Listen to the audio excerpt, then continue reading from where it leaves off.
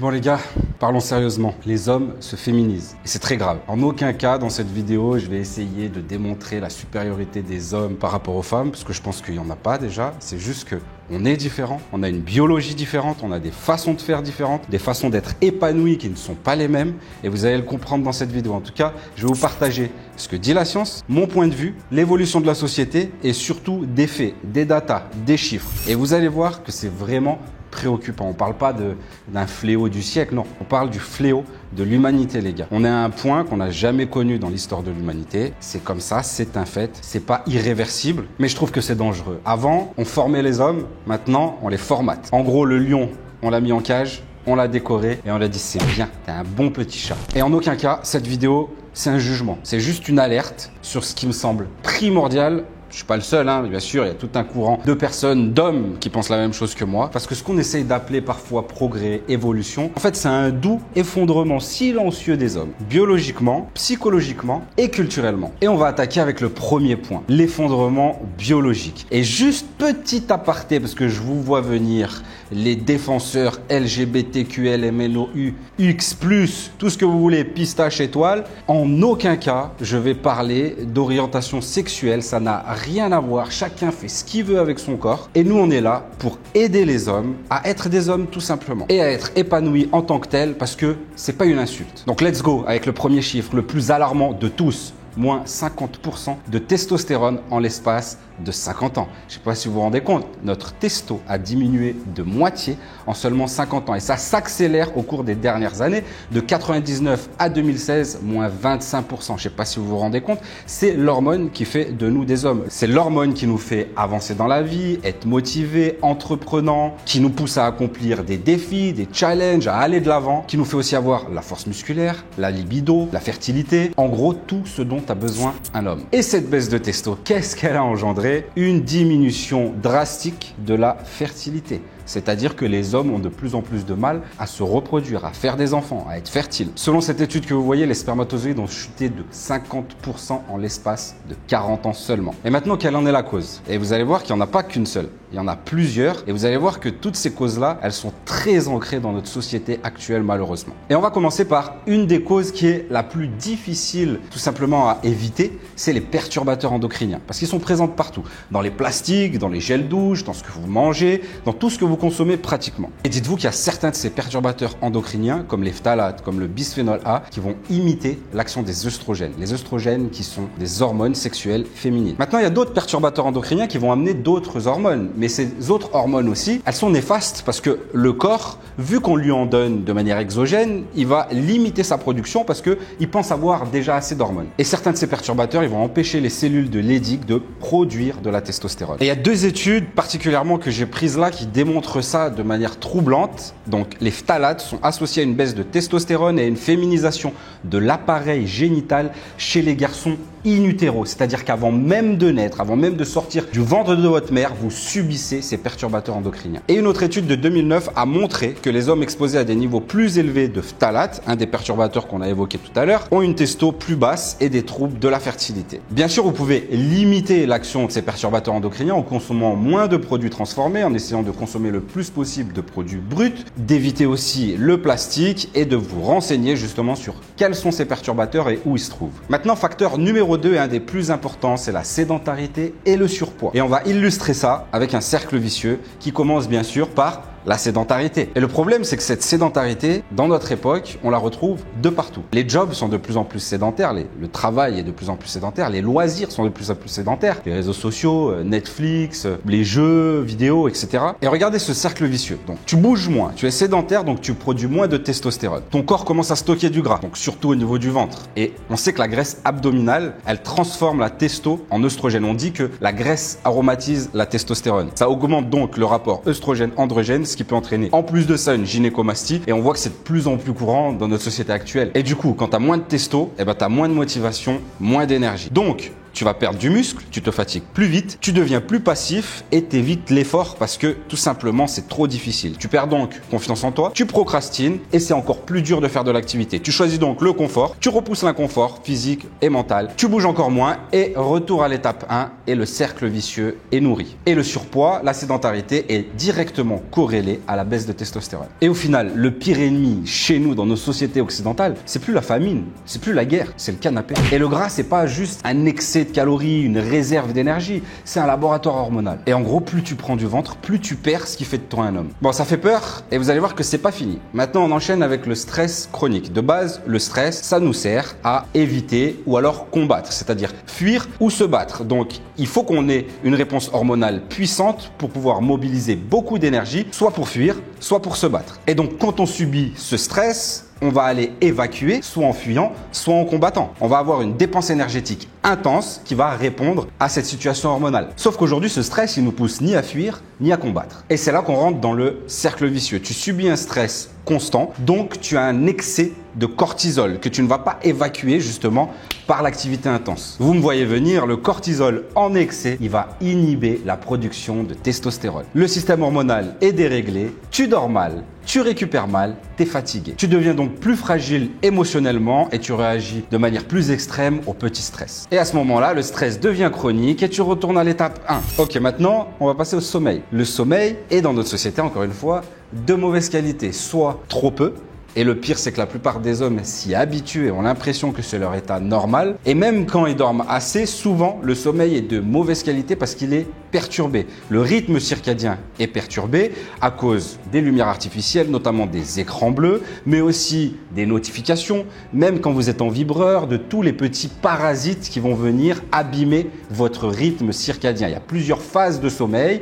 On récupère vraiment dans les phases de sommeil profond. Et malheureusement, la plupart des hommes s'en rendent même pas compte. Il y a vraiment plein de choses à prendre en compte pour dormir dans de bonnes conditions, que ce soit la température de la chambre, que ce soit le rituel avant d'aller vous coucher. Mais quand vous y êtes habitué, vous ne vous en rendez même pas compte. Et quand tu es fatigué, tu es plus stressé, tu arrives moins bien à réfléchir, tu es moins bien concentré. Du coup, t'as moins de testo et le serpent se mord la queue. Et c'est pas un petit point à négliger. Il y a une étude qui a montré une diminution de 15% de la testo chez les hommes qui dormaient mal, qui avaient un sommeil de mauvaise qualité. Ok, on vient de voir tous les facteurs biologiques et ce que je m'apprête à traiter là, ça va m'attirer sûrement des ennuis. Mais juste avant, si vous voulez travailler sur tous ces points-là, on a créé une vidéo avec PJ. Elle n'est pas sur YouTube, il y a des raisons pour ça, mais tous les hommes qui se sentent peut-être concernés par les points que je viens de dire ici, c'est pas une fatalité. Vous pouvez travailler sur vous-même. On peut vous donner les clés. Venez regarder cette vidéo, ça peut vraiment changer votre vie. Bon, c'est maintenant qu'on commence avec les problèmes. Là, je risque d'avoir des personnes qui vont être outrées, qui vont être scandalisées par ce que je vais dire, mais c'est mon avis. Et encore une fois, vous pouvez très bien ne pas être d'accord. N'hésitez pas à débattre dans les commentaires. La banalisation de la vasectomie. Donc, la vasectomie, déjà d'une chose, arrêtez vite avec « oui, c'est une méthode de contraception ». Non, c'est une méthode de stérilisation, la vasectomie, d'accord? Vous êtes stérile, après vous êtes fait vasectomier.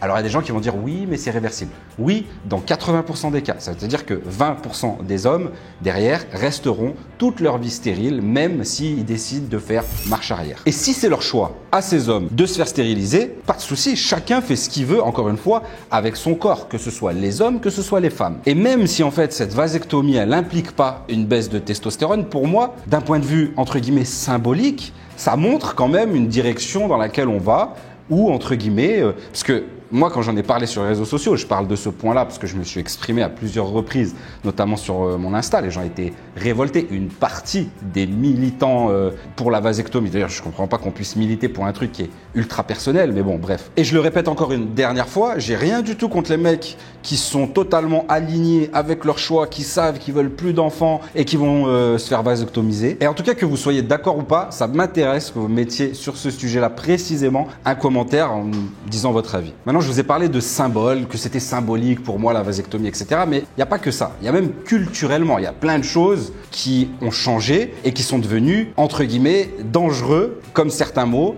la virilité, la masculinité, qui ne sont pas des défauts, ni des insultes, ni des tares. Les hommes sont masculins, les hommes ont une certaine virilité. D'ailleurs, ce mot-là, c'est vrai qu'il est souvent mal vu alors qu'on n'en a même pas tous la même définition. Pour moi, un homme viril, c'est quelqu'un qui est aligné avec ses valeurs, qui est droit dans ses baskets, qui tient sa parole, qui protège sa famille, qui défend ses convictions. C'est ça pour moi un homme viril. Et en aucun cas, pour moi, un homme viril, c'est un mec spécialement qui est fort musculairement, qui crache par terre ou qui parle mal ou je sais pas qu'est-ce que...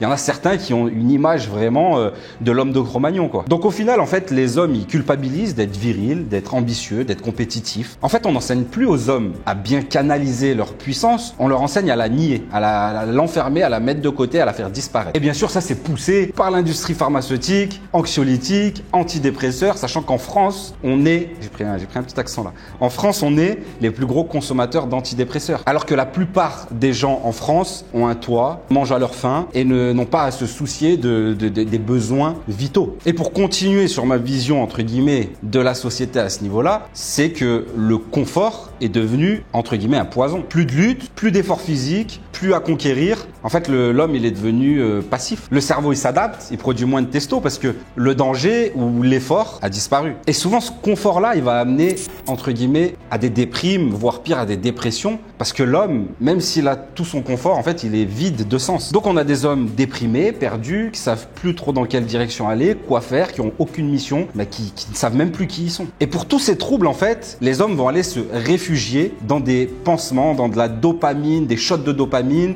dans des gratifications instantanées comme, par exemple, le porno, qui sont les sites les plus regardés au monde. Je ne sais pas si vous vous rendez compte de la data. Et ces shots de dopamine, vous les obtenez sans aucun effort, alors que l'homme est censé recevoir une récompense après un effort, après avoir accompli quelque chose. C'est ça la dopamine naturelle. Et tout ça, c'est corrélé avec la procrastination, le fait de toujours repousser ce qu'on a à faire, aux addictions. Et qu'est-ce que ça amène? Une perte de confiance et encore de la baisse de testo. Et il n'y a pas que le porno, il y a par exemple les réseaux sociaux. Quand vous regardez les vidéos super courtes, satisfaisantes, que vous allez scroller, tout ça, c'est des petits shots de dopamine en fait que vous accumulez sans avoir fourni aucun effort. En plus de ça, quand vous consommez, vous êtes passif, ça vous abrutit. Mais tout a été fait pour ça. Les algorithmes sont ultra puissants pour vous faire rester sur une application, passer 20 minutes, 30 minutes sans même que vous en soyez rendu compte, parce qu'ils vont vous proposer des trucs qui vont correspondre à ce que vous aimez. Il faut donc travailler là-dessus, les gars, travailler sur cette distraction externe, avoir un cadre structuré, avoir une méthodologie dans ce que vous faites dans votre journée. Sinon, vous allez vous laisser distraire. Ils sont trop forts. Il y en a de partout. La télé, les écrans, de partout, les jeux. C'est infernal. Maintenant, on va parler de l'isolation. Parce que oui, on est dans une période de plus en plus connectée. On est surconnecté. Vous avez je sais pas combien d'amis sur Facebook, pour ceux qui utilisent encore Facebook. Vous suivez énormément de personnes sur les réseaux sociaux, Instagram, TikTok, etc. Mais les vraies relations entre humains réels, elles ont chuté tout simplement. Les hommes n'ont plus spécialement ni de mentor, ni de guide, ni de figure paternelle. On voit avec l'effondrement de la famille aussi. Du coup, on a des hommes sans repères, sans structure virile à laquelle s'identifier. Et même sans ces mentors à qui s'identifier, les hommes entre eux ont de moins en moins de vraies relations, de vraies discussions. Ils s'isolent en fait. Même si tu parles à plein de gens sur les réseaux sociaux ou tu commentes plein de gens, t'es tout seul. Alors que la fraternité masculine, c'est quelque chose qui va amener de la compétition. Attention, c'est positif. Ça va vous pousser à avoir de l'ambition. Ça va peut-être vous amener des conflits qui sont sains aussi. Et tout ça, c'est un vrai carburant hormonal. Donc c'est ultra important de se reconnecter à la vie réelle. Et même à travers les réseaux, vous pouvez tisser de vrais liens avec des gens, faire partie de communautés, mais vraiment échanger avec ces personnes. C'est pas juste des yo frérot, bien, j'adore ta photo. Non, c'est des vraies relations, des gens avec qui vous échangez. Et pour ça, bien sûr, vous n'allez pas le trouver sur TikTok en scrollant bêtement. Et c'est pas le seul problème des réseaux sociaux. L'autre problème, c'est que vous voyez des gars de plus en plus successful, de plus en plus musclés, de plus en plus riches, de plus en plus beaux, qui ont des vies de plus en plus incroyables en apparence. Mais on est tous pareils, on a l'impression que c'est la vérité. Du coup, ça t'amène quoi? Un sentiment d'infériorité, tu perds confiance en toi, t'as l'impression que ta vie elle est nulle, que t'es un loser, que tu réussis rien, que tout le monde réussit tout. Et ça amène quoi? Les hommes veulent paraître, veulent plus être. Ils veulent juste qu'on ait l'impression qu'ils sont comme ci, qu'ils sont comme ça, qu'ils ont réussi ça. C'est pour ça que la location de Ferrari a explosé à Dubaï. Tu peux louer pour 30 minutes. Enfin bref, je vais pas m'attarder là-dessus, mais vous avez compris le message. Du coup, les hommes, ils vont regarder au lieu d'agir. Ils vont scroller au lieu de construire. Et ils vont envier au lieu de se battre. Et pour terminer, je voulais finir sur le mythe de l'égalité biologique. On veut nous faire croire que les hommes et les femmes sont identiques biologiquement. Or, c'est totalement faux. Les femmes ont des besoins besoins que les hommes n'ont pas, les hommes ont des besoins que les femmes n'ont pas. Au vu de la société, et c'est tout à fait normal, les hommes et les femmes sont égaux et je trouve ça normal à 100%. Je m'occupe de mes enfants, j'aide ma femme à faire plein de choses. En retour, elle m'aide aussi à faire plein de choses. On est une équipe, on n'est pas en compétition. Elle a ses besoins, j'ai les miens. On discute entre nous, on prend des décisions ensemble, on avance ensemble. Et aujourd'hui, on veut des hommes dociles, fragiles, doux comme des agneaux, un peu inoffensifs. Mais n'oublions pas la combativité, la masculinité, toutes ces choses aussi qui ont fait que l'homme a pu conquérir la planète. Toutes ces choses qui a fait que notre espèce a dominé le monde. Et qu'un jour ou l'autre, la tempête arrivera. Et on verra qui restera debout. Maintenant, comme je vous l'ai dit, on a créé une vidéo avec PJ pour tout simplement aider les hommes qui veulent sortir de cette situation à se reprendre en main, que ce soit physiquement, mentalement, dans la société, trouver leur place. Alors si vous êtes reconnu dans certains des points de cette vidéo et que vous voulez travailler sur vous-même, je vous invite vraiment à aller la regarder cette vidéo. Si elle n'est pas sur YouTube, c'est qu'il y a une raison. Il y a tout un courant qui veut reconnecter l'homme à ses valeurs, à ce qu'il a besoin d'être pour être épanoui. Et on en fait partie. Il faut comprendre, il faut travailler, il faut mettre en place des choses, des routines, une certaine discipline. C'est pas en vous disant oh, « Ok, demain je suis un homme ». Non, il y a des choses à mettre en place sur tous les points, tous les aspects qu'on a vus dans cette vidéo. Et c'est pas compliqué, c'est à la portée de tous les hommes. Il faut juste en avoir vraiment envie et travailler sur soi-même. Et n'oubliez pas une chose, peu importe dans quel état vous êtes actuellement, le guerrier est toujours présent, même si on essaie de lui faire croire que le combat est toxique. Pour terminer, je sais qu'il y en a qui vont faire des raccourcis. Je suis pas Andrew Tate, loin de là. Je pense qu'on a une vision plutôt saine avec PJ de la masculinité, de l'homme. Et tout ce qu'on fait, c'est 100% dans la bienveillance. C'est ni pour faire du buzz, ni pour faire de la peine à qui que ce soit. Bref, c'était Alex. Pensez à vous abonner et activer la cloche parce qu'il y a du très lourd qui arrive. Je vous dis à très vite. Ciao.